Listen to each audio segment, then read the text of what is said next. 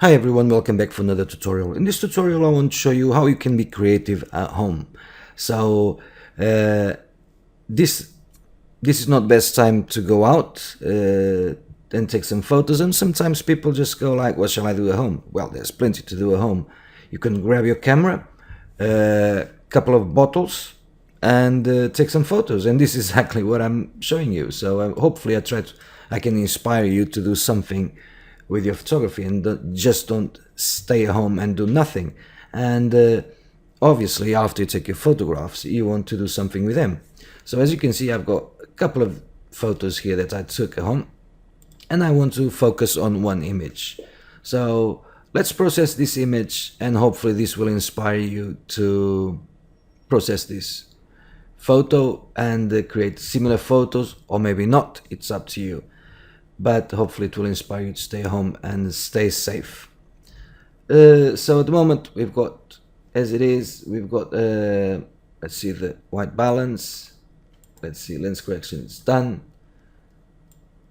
highlights, shadows, a bit of clarity. So open image.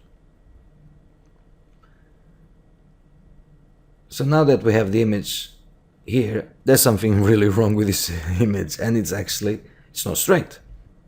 So we'll grab the crop tool. Right here on the top we've got straighten, so it looks like a spirit level.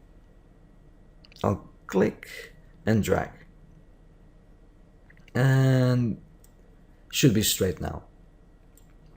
But because it's too much, I want to crop it a bit more, so I'll just go something like so.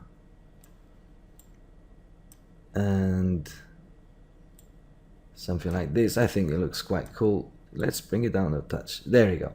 So we'll accept the changes. One thing is, normally I have this unticked, delete crop pixels, and that means that I'm going to undo so you can see what I mean. That means whenever you delete when you crop, you don't delete the pixels behind. So I'm just going like so. Just crop it again, and I'm going to show you exactly what I mean with that. So yeah, probably something like this. This is not ticked. I'll accept the changes, and as you can see, all of the other pixels are still here. Normally I would go this way, but because of this photo I don't care about the background, I'm just going to delete crop pixels to make sure that we get rid of all of that information, because I know for a fact we don't need it. So I'll accept the changes, and now we need to clean up a bit. So create a new blank layer, and we're going to call it clean. And we need to clean, and I can see straight away, especially this bit here, it's bugging me a lot.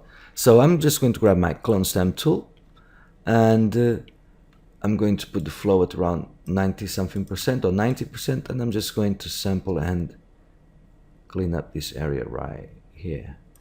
Looks a lot better already. I can see on the top it doesn't look 100%, but there is a way to fix that, and I'm going to show you exactly how to do that.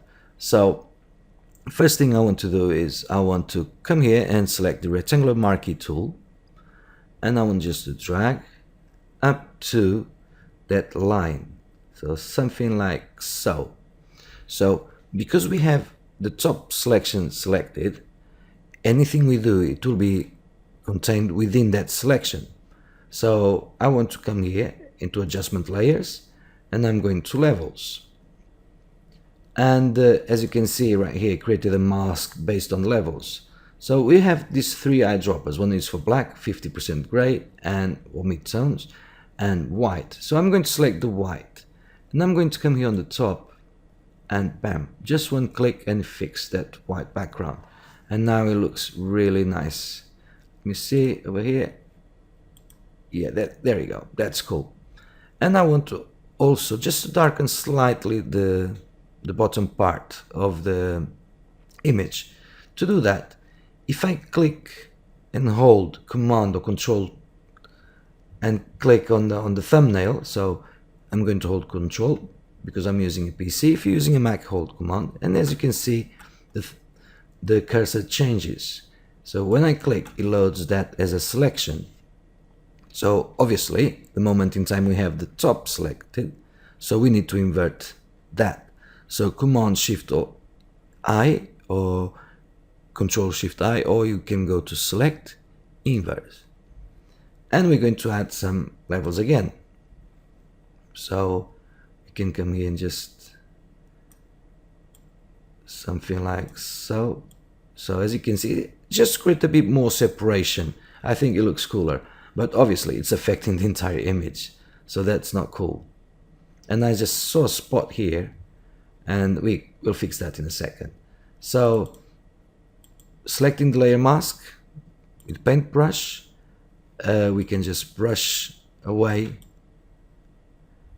this line from the bottom part of the bottle. So there you go.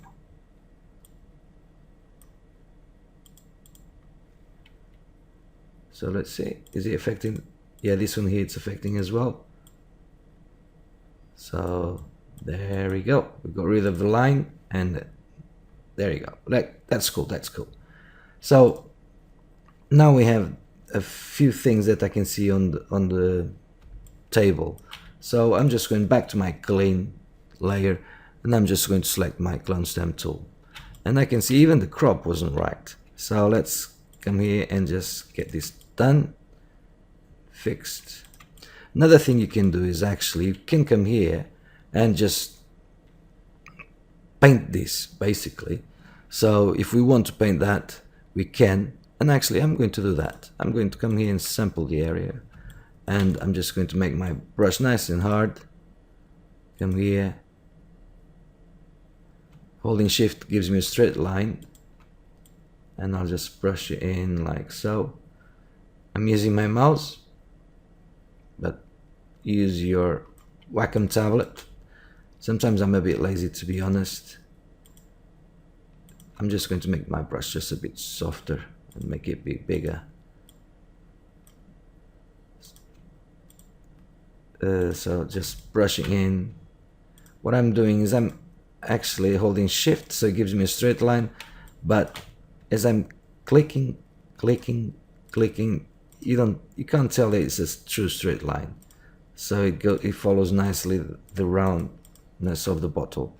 But you can also create a selection on the bottle and then, or the background, and then just brush it away. So I'm just going to make it bigger, and look at that, how cool this is looking, and it looks way neater now. Super clean. There you go. Just brush. And now we can go to the other side. Oops, missed one bit. There you go. And we can come here to the other side as well. And I'm going to start big. Just make it quicker so you don't sit here just watching me just brushing a background. So I'll just go like so, and I'm just going to make it. Obviously, spend a bit more time than me, but you get the idea. And it's looking quite good. So I'll just carry on.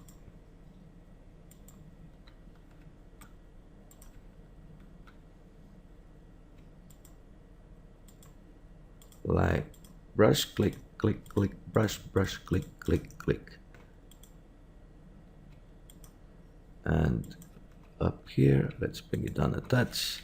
And I want to make a nice hard brush so I can create the line. So there you go.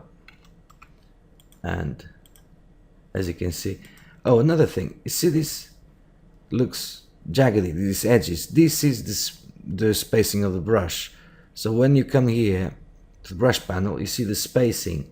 So whenever you come across this problem, when it's too obvious, if you bring down the spacing to 0, obviously you get there's no space in between, so it gives you a true straight line. Most of the time it's not obvious, but whenever, depending on circumstance, if you see it, it's not a problem with Photoshop. It's just because of the way the brush is. And the reason why is by default at 22, it's because of the performance. Because whenever you're brushing something, you don't realize that it's not straight because of that spacing.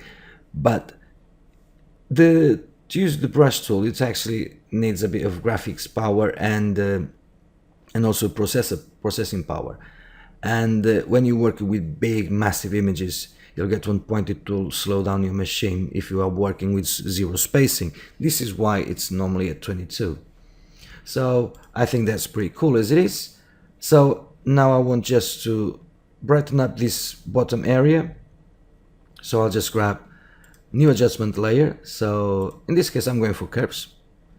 And I'm just going to brighten up bottom part just a touch. So something like so. And obviously it's affecting the entire image. We don't want that. So with layer mask selected, Command or Control I, inverts the mask, and then with the brush, make sure we flip the colors around, and let me see, we can just bring in the effect created by the adjustment layer. Look at that, very cool. Very cool. And actually I'm just going to brush in this area right here. Looks like a horseshoe. So I'll just bring in something like so. And I know it doesn't look right, but we'll fix that in a second. So because it doesn't look right and we don't want to spend too much time in this image, I'm just going to grab a selection tool and I'll just create a selection and I'm going to blur. This will blur the mask, therefore it will create a much smoother transition where I just brushed. So too much as you can see. Look at that. Yeah, much better. So Command D to deselect, and now all I have to do is take it to camera raw for my final tweaks. So Command Shift Alt E, Control Shift Alt E, creates a merged version, and we go to Filter, Camera Raw Filter, and now we can finalize this image. So I'm going just to add a bit of contrast. The highlights will leave it as it is. Blacks, I think I'm pretty happy with the blacks as they are. Just shadows, just open a bit more of the shadows. And I want clarity. I want, make it pop. But as you can see, clarity is actually affecting the image. So I need to create a balance in between the clarity and the exposure. So I'm going to clarity, and now I'm going to open up the shadows just a bit and the exposure just a bit as well. Just creates a nice balanced image. And I want some vibrance. Why not? Yeah, there you go. Oh, look at that. Now just sharpen the image. Sharpen the image and click OK, and there you go. The image is ready. So let's see before and after. Doesn't look like much, but let's go to bridge. But it's quite a lot. We've done quite a lot. I hope this inspires you, and please stay safe.